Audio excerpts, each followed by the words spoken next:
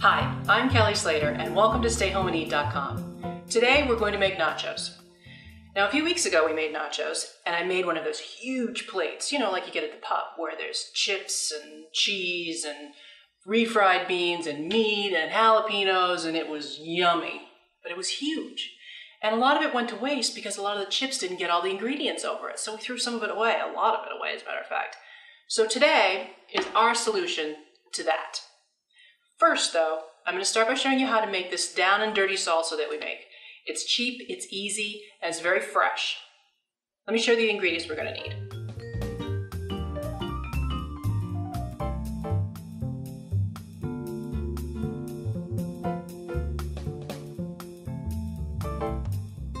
Alright, first let's start with chopping the onion. Make sure that they're in fairly small pieces. You don't want to get one big piece of onion unless you like that sort of thing. But okay. And then it just goes right into the tomatoes.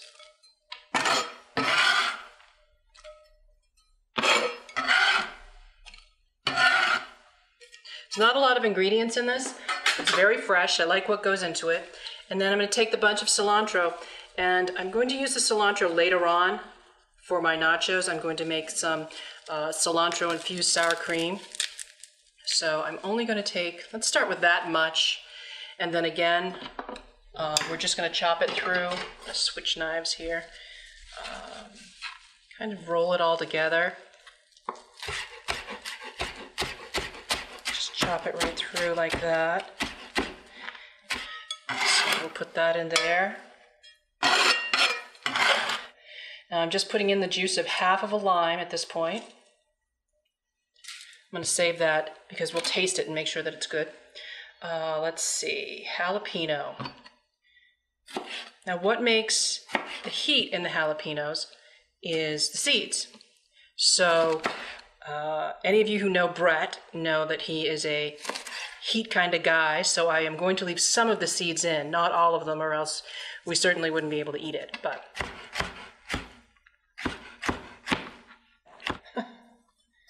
okay, so let's put the jalapenos in as well. We're going to want to put a little bit of sugar, about a teaspoonful, some fresh ground pepper. That's probably a tablespoonful, and a couple pinches of salt. And then let's just stir it all in together. And then we're going to get started on the nachos. Okay, now for the nachos, here are the ingredients that you're going to need for those.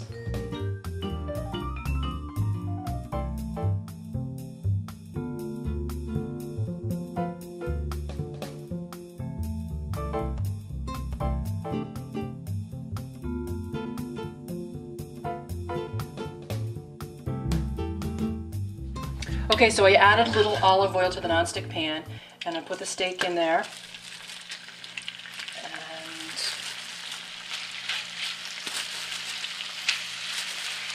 And then I'm going to add a little salt and pepper. Okay. And you know, I just thought of this, but I'm going to add the other half of that lime that I used for the salsa. Why waste it? And I know that lime juice tastes great with beef and meat and things like that, so I'm throwing it in. All right. Want it to cook pretty fast. What do you think? How does it smell? Good. Now, while all of this has been going on, I've started my oven and put it on broil. Because once I assemble the nachos, I'm going to put it in the oven under the broiler just for a few minutes to hit the cheese and make it melt. Okay, so now the meat's done. The refried beans have been heated through. And what we're going to do is we're going to make the nachos individually. I've seen this at a local restaurant chain around town, and it really seems to be the best way to have them. There's no waste, every chip gets a wonderful taste, and you can make as many or as few as you want. So what I've done is I've lined one of my cookie sheets with aluminum foil, so in case any of the cheese spills over, I won't have a big deal in cleaning the pan afterwards. I've lined up some of the round tortilla chips. You can get the round, you can get the triangular, whatever you want. You can get the tricolor or blue, whatever. But we're going to use the round today. And I'm going to start by putting a little bit of the refried beans on each one of the chips. And then I'm going to put a little bit of the shaved steak, a little bit of shredded cheese, and a jalapeno on top. Until we get them all done, then we'll pop them in the oven. So let's see how this goes together.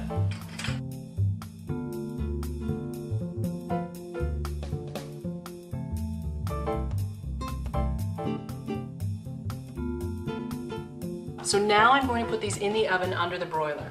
They won't need to be in there very long because the broiler, of course, is just the top coils, and I think probably 1 minute to 90 seconds is going to be plenty in there. So let's put them in. All right, it's only been about a minute, but I think these are ready to come out.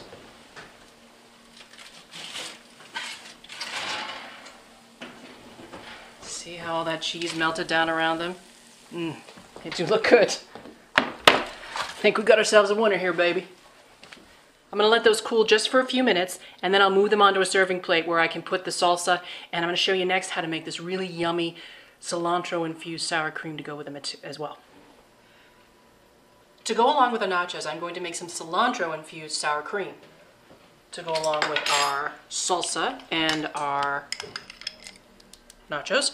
It's about a cup of sour cream. You can use low fat, you can use non-fat, you can use light fat, you can even use yogurt. A lot of people do that sort of thing, but I'm using good old sour cream. We're going to take that half a lime again, squeeze that into it. Okay. And then we're going to take some more of our cilantro. It's hard to measure with cilantro. We've got a cup of sour cream, so I would say a quarter of your bunch, if you've got a big bunch like we started with.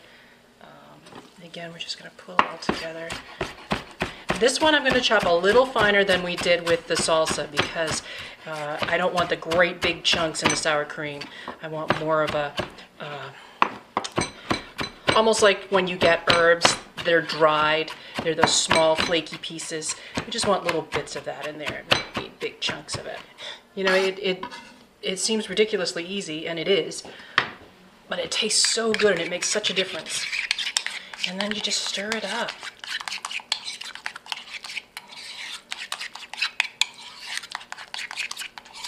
That was easy, that was quick, and I bet the nachos are cooled off enough for me to touch and put on a plate. So let's do it. So what do you think? I don't know, I haven't tried them yet. They look pretty good. I snuck one while I was putting them on the plate. They're awesome. Did you? I did, but you know, here's the thing. We used that great big bag of chips when we made it a few weeks ago. We used all that meat, all that cheese. We didn't even use a quarter of the ingredients we used before. Whatever, yeah. So how are they? They're pretty good. Did you try some with some salsa? No, I had them. Oh, you tried the cilantro deal. Infused sour cream. It's pretty good. I'm going to try it with both. I can't believe I'm going to eat one of these on camera. Here we go. Good stuff. As always, we'll post the ingredients and the recipe online. They're actually easier to eat than the other nachos. They're much easier, and you get more stuff on them too. Try them. Please try them, and then let us know what you think. And as always, with everything else, make it better, make it cheaper. Make it at home. StayHomeandEat.com. You can look for this one and other recipes there.